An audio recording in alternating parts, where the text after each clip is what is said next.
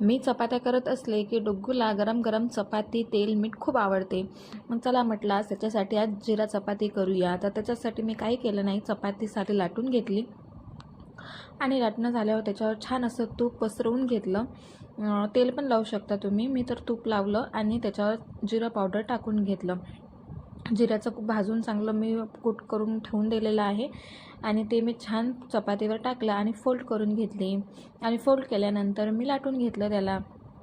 आपलं साध्या पोळीसारखंच आहे. कसं लेकरांना थोडंसं तोंडाची चव बदलली की तर जरा चांगलं वाटतं. आपणही रोज तेच ते खाऊन कंटाळतो ना, ते तर लेकरं आहेत.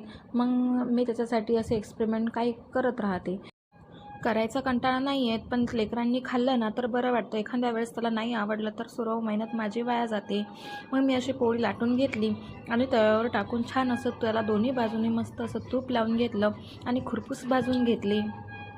तूप लावलं ना तर पोळी थोडी खुरपूस येते आणि चवही चांगली लागते. लेकरांसाठी थोडं तेल चांगलं नसतं ना, म्हणून मी जास्त त्याच्यासाठी तुपाचाच वापर करते.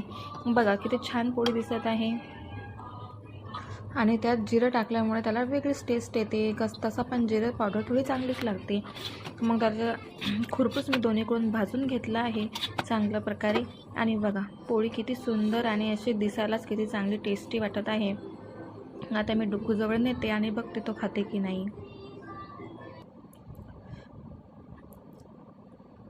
आणि डुग्गूला ती आवडली पण आणि त्याने खूप आवडीने खाल्ली आणि चला त्यांनी खाल्ली म्हणजे मला पुन्हा करायला तर बरं होतं, कारण त्यांनी खाल्लं ना तर चला बरं वाटतं पुन्हा करायला.